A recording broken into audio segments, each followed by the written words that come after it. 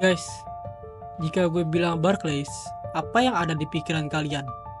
Apakah Barclays Premier League atau rumah angker?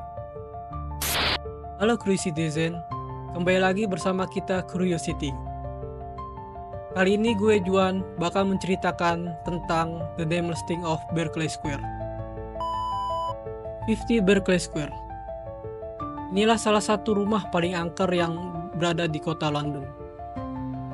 50 Berkeley Square, menurut perkataan orang-orang selama berabad-abad, merupakan salah satu rumah angker dari abad 18 yang terletak di kawasan Mayfair. Padahal, tampak dari luar, bangunan ini tidak terlihat seperti rumah angker. Rumah 50 Berkeley Square ini juga memiliki banyak penghuni terkenal sebelumnya, termasuk salah satunya Perdana Menteri George Canning. Jadi, apa yang membuat rumah ini begitu angker? Apa yang sebenarnya terjadi di sini? Dan yang paling penting, apakah cerita-cerita tersebut benar? Rumah 50 Berkeley Square ini dibangun pada tahun 1750 dan masih berdiri kokoh hingga kini. Meskipun pernah mengalami masa di mana kondisinya sangat terbengkalai. Untungnya, 50 Berkeley Square kemudian direnovasi. Rumah dengan beberapa lantai ini dicat dengan warna biru gelap atau hampir hitam.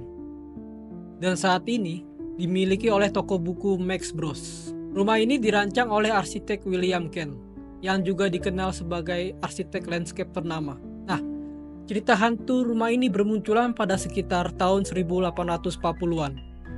Pada saat dimiliki oleh seorang wanita yang bernama Elizabeth Curzon, yang tinggal di sana hingga wafat pada usia 91 tahun pada tahun 1859. Dari tahun 1859 hingga awal 1870-an, Thomas Myers yang dikabarkan ditolak oleh tunangannya hidup sendirian di rumah tersebut. Dikatakan bahwa dia mengurung dirinya di dalam rumah hingga perlahan kehilangan akal sebelum meninggal pada usia 76 tahun. Pada November 1874. Nah, setelah kehilangan akal sehatnya, Thomas Myers pun mulai melakukan hal-hal aneh selama berada di rumah tersebut. Sampai ia meninggal pada usia 76 tahun pada November 1874. Hal ini membuat rumah tersebut menjadi sangat rusak dan rumah tersebut pun mulai mendapatkan reputasi angkernya.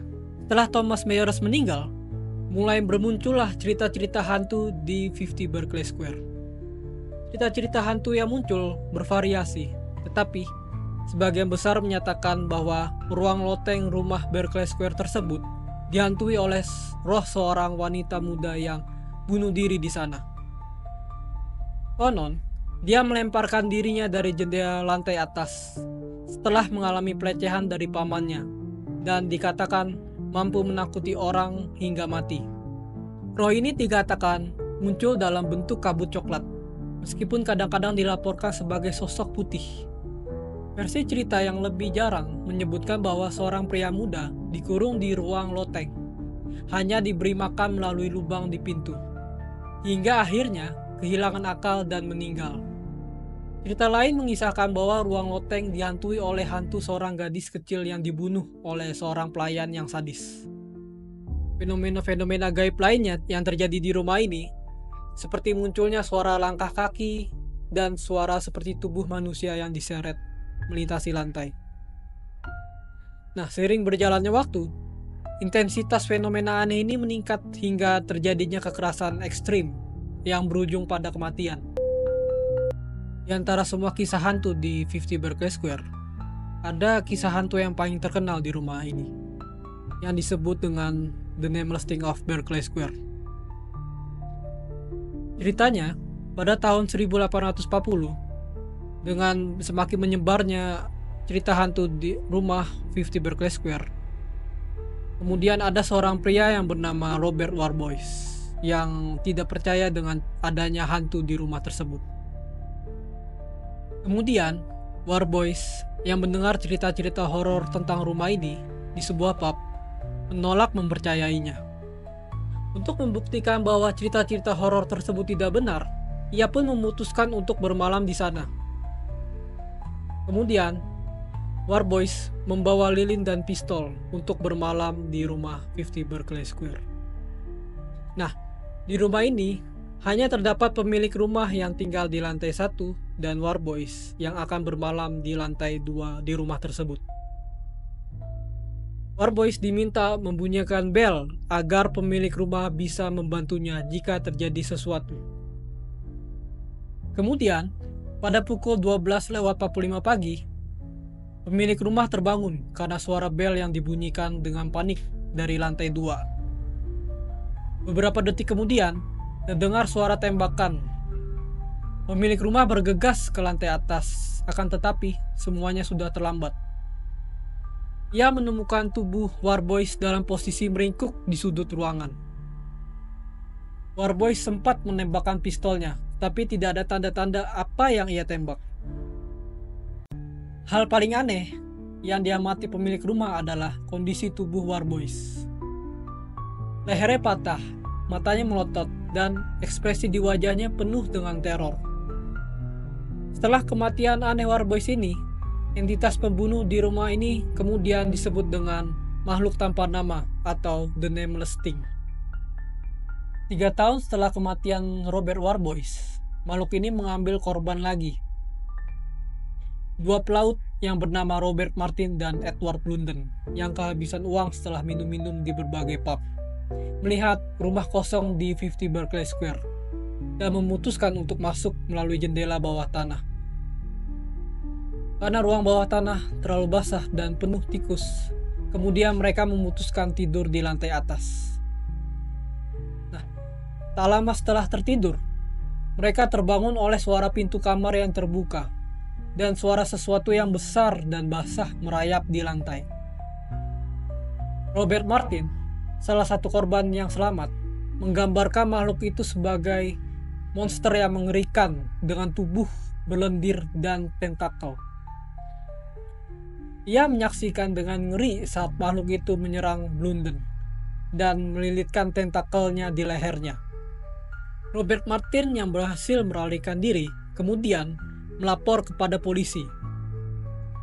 Ketika polisi tiba, mereka menemukan tubuh Blunden dengan leher yang patah dan ekspresi horor yang sama seperti korban sebelumnya, yaitu Robert Warboys. Terkenalnya cerita horor di rumah 50 Berkeley Square pada era sekarang ini awalnya dipicu oleh dimasukkannya cerita ini ke dalam buku yang berjudul Haunted London karya Peter Underwood yang ditulis pada tahun 1975.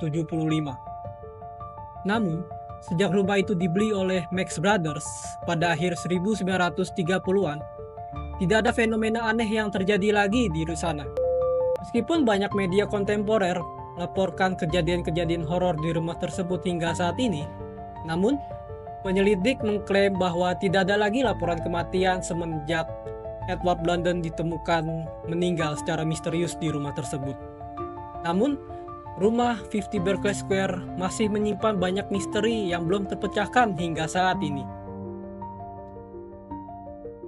Perlu diingat bahwa tidak semua orang mempercayai kisah-kisah horor dan cerita adanya makhluk The Nameless Thing of Berkeley Square di rumah tersebut. Kemudian, muncullah teori-teori konspirasi mengenai rumah ini, yaitu sebagai berikut. Teori konspirasi 1. Kegiatan ilegal. Konspirasi yang pertama menyebutkan bahwa rumah 50 Berkeley Square dijadikan sebagai markas rahasia untuk kegiatan ilegal. Ada spekulasi yang mengatakan bahwa reputasi horor rumah tersebut diciptakan atau dibesar-besarkan untuk mengalih perhatian publik atau masyarakat agar mereka tidak mengetahui adanya kegiatan-kegiatan ilegal yang dilakukan di rumah tersebut. Misalnya, rumah 50 Berkeley Square dijadikan tempat untuk pembuatan obat-obatan terlarang atau dijadikan sebagai tempat untuk pencucian uang. Ada juga yang mengatakan bahwa rumah 50 Berkeley Square dijadikan sebagai basis operasi untuk kelompok kriminal yang ada pada abad ke-19. Teori ini didukung berdasarkan pada cerita horor yang terjadi di rumah tersebut atau adanya makhluk The Nameless Thing of Berkeley Square yang ceritanya sendiri dijadikan sebagai pengalih perhatian agar masyarakat tidak mengetahui adanya kegiatan ilegal di rumah tersebut. Jadi, ada kemungkinan cerita-cerita horor yang terjadi di rumah 50 Berkeley Square merupakan hoax atau tidak benar. Teori konspirasi 2, keterkaitan dengan organisasi rahasia.